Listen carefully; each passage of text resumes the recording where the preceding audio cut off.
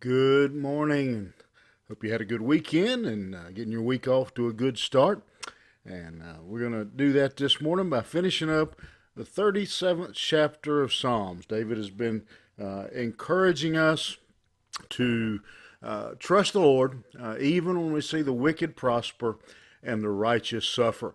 And as I said, as we finished up Saturday, this is kind of like his closing argument, telling us, kind of after presenting his case, trust the Lord, wait on the Lord, and here is why. And then basically, he gives us a lengthy section telling us that the reason for that is that we know that eventually God will honor and reward the just, and that the unrighteous, the wicked, will ultimately be punished, be judged.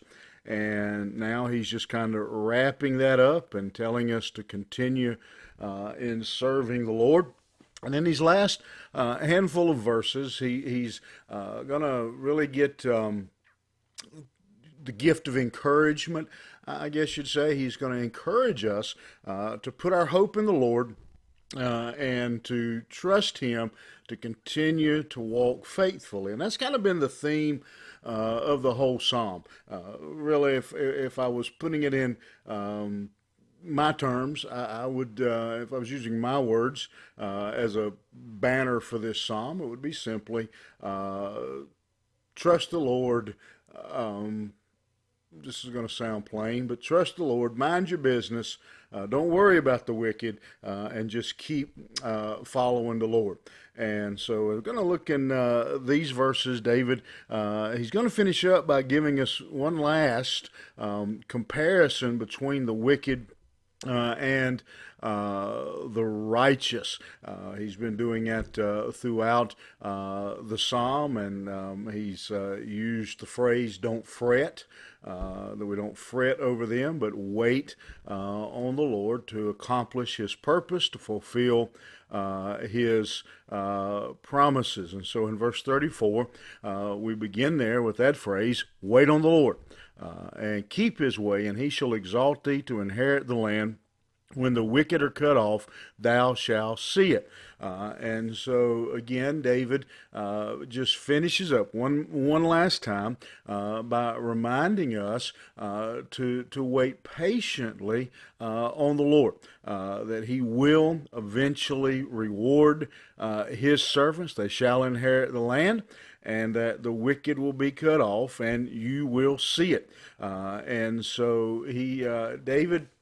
I think what David is saying, and one way of putting it is, don't look so much at right now, but look to the future for what God is going to do, how God is going to eventually reward His servants. He has promised us heaven. He has promised us to rule with Him, and so when we do that, we're able to better ignore and overlook some of the things that we look around and see in this world that don't seem quite right. There's many times in life, in regular life, that we have to endure something because we know and we can endure it because we know that the reward is going to be worth it.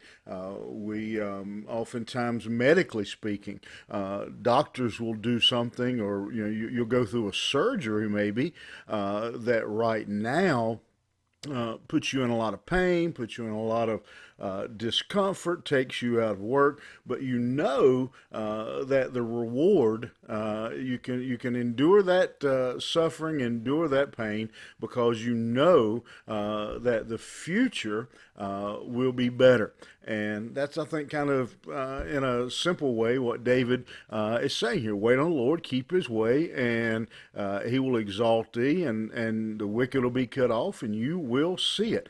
That there is a reward for the Israelites. It was the promised land, and we have the promise of eternal life. And so we have that assurance. Verse 35, I have seen the wicked in great power and spreading himself like a green bay tree.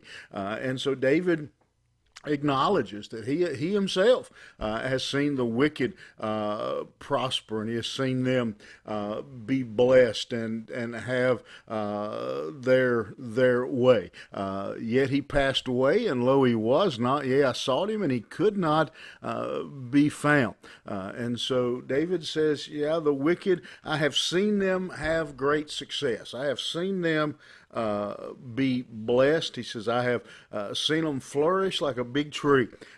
He says, but eventually they die and they disappear. They're gone from this earth. And we know on the authority of God's word that when they do, they are judged for that life. And so it may seem like right now, they are that wickedness, and the world is just having free reign, and to some extent they are. The Bible tells us that Satan is roaming to and fro, and so we have that playing out in front of us. We shouldn't be too surprised by that, by what's happening around us, but we know that eventually the day comes when they are no longer. And so verse 37, he says, mark the perfect man and behold the upright, for the end of that man is peace.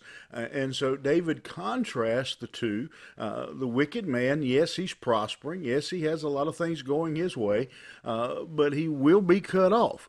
The perfect man, or the righteous man, and he's not talking about perfect as in as our thought of perfect, but the mature, the righteous man, the upright, he says that man's end is peace. He has the promise of peace. The word perfect there is the word blameless or mature, is the way that we would say it today. And he says that man, his end is peace. In other words, he has a future.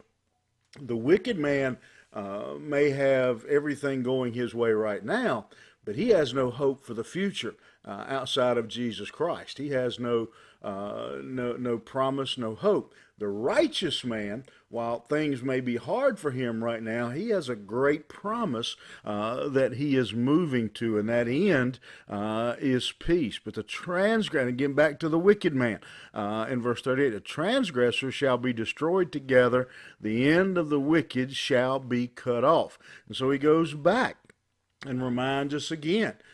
He just keeps beating that home. He just keeps constantly coming back to that truth. He never avoids the reality that, yes, sometimes the wicked prosper.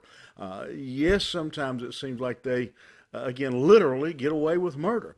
But eventually, he says, the day comes when that man will be judged. He will be cut off, and he will stand before God and be judged for his decisions, for his choice in life. But he keeps going, but the transgressors, and in verse 39, but the salvation of the righteous is of the Lord. He is their strength in the time of trouble. And the Lord shall help them and deliver them, and he shall deliver them from the wicked and save them, because they trust him. And so he finishes up this psalm on this great high note, reminding us that the righteous have the Lord on their side in the time of trouble. The wicked man has nowhere to turn. He has no hope. He has no consolation. He is cut off in the end. And so, but the righteous man has the promise of hope in a wicked world. He will, the Lord will help them and deliver them from the wicked and save them, because they trust in him. And so, as we wrap up this psalm, David has really been laser focused on this idea. He's given us all kinds of examples. He's brought in all kinds of different analogies, but the focus of the psalm has been, again, just laser focused on this truth. trust God. Trust God, follow God, be obedient to God. Continue to be obedient to God, because eventually the day will come. And folks, I believe that day is closer. I know it is closer than it was yesterday. As somebody said, I believe it. I believe the day of the Lord is so close that Gabriel's off in the corner licking his lips, getting ready to blow that trumpet.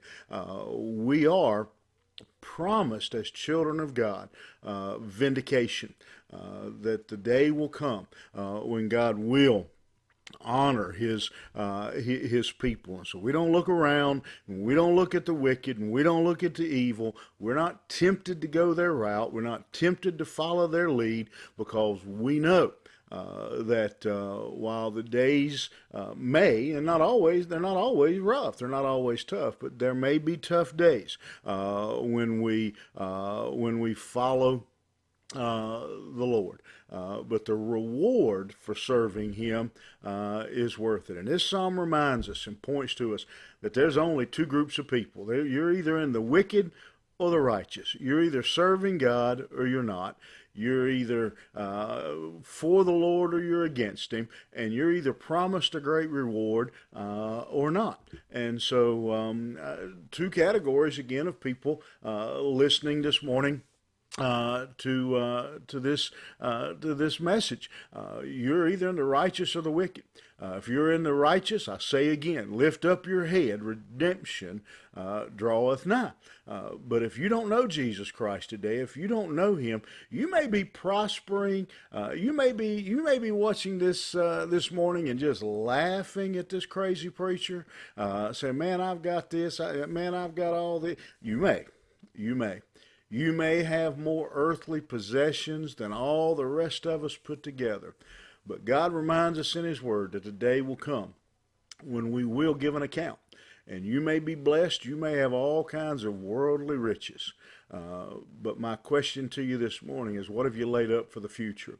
Do you know Jesus personally? Do you know Him? Because the righteous man has a hope for the future. But a man that doesn't know Jesus Christ, this psalm has reminded us over and over, time and time again, this psalm has told us that wicked man will come. The day will come when he will be cut off and rejected by God and spend an eternity separated from Him. So, my friend, this morning, you're either in the wicked camp or the righteous camp. If you're in the righteous camp, keep on. As the old song, onward Christian soldiers, keep serving, keep marching.